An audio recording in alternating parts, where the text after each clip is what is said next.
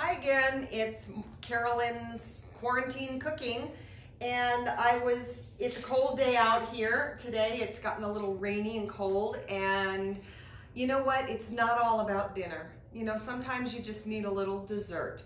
So I thought I'd show you kind of a quick and easy little dessert that's kind of fun, and you can do this with kids too.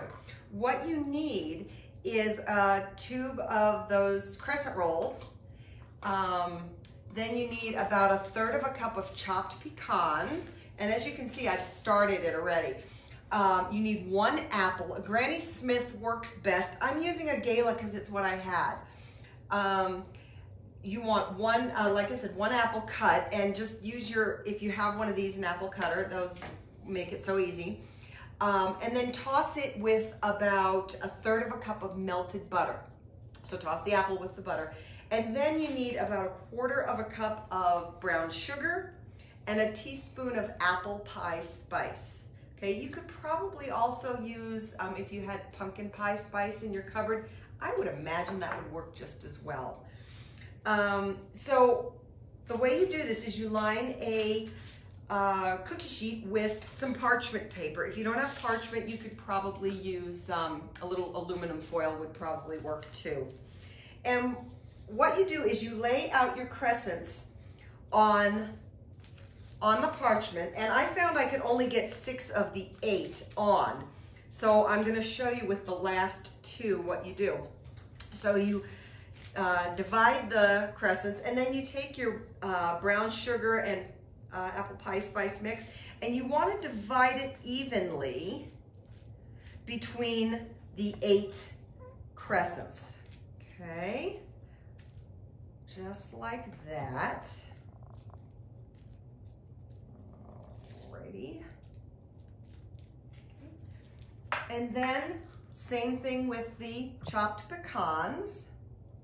And I think walnuts would work if you had those in your cupboard somewhere, would probably work. Yeah, so pretty simple, just like that. Then take your apples that you have tossed in the butter and put the 1 apple slice at the wide end of the crescent and just roll it up like so. Okay, and you kind of just want to stick that down a little.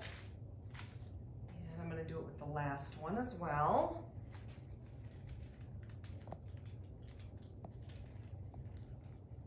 Okay, so now I have 8 of these crescents, and you want to take the butter that's left and just brush the crescents with the butter. Okay, just like that. And you can see we're almost done already. I mean, it's super simple, super easy. And you know, what's life without a little dessert, right? You know, those of you who know me know that I like to cook, but I really like to bake. I think it's my my stress release in some ways. Okay, just like that. And then, and the only reason I'm really wearing gloves is because it's kind of sticky, messy, and I prefer it. So you're going to stick these in a 375-degree oven for about 10 minutes. And if you come back, I will show you what they look like. Alrighty, it has been 10 to 12 minutes. And I just wanted to let you know that I did rotate this pan about halfway through the cooking because I noticed that the ones in the back were browning, but the ones in the front weren't browning as much. So I did rotate the pan. So here they are. And let's turn that off. And as you can see, they look golden brown and delicious.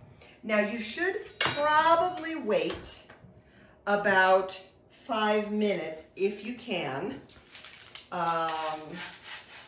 before actually eating these, because they would be really hot. But I am gonna throw myself on this bullet because Terry and Carol noted that I very rarely if indeed ever, eat what I cook.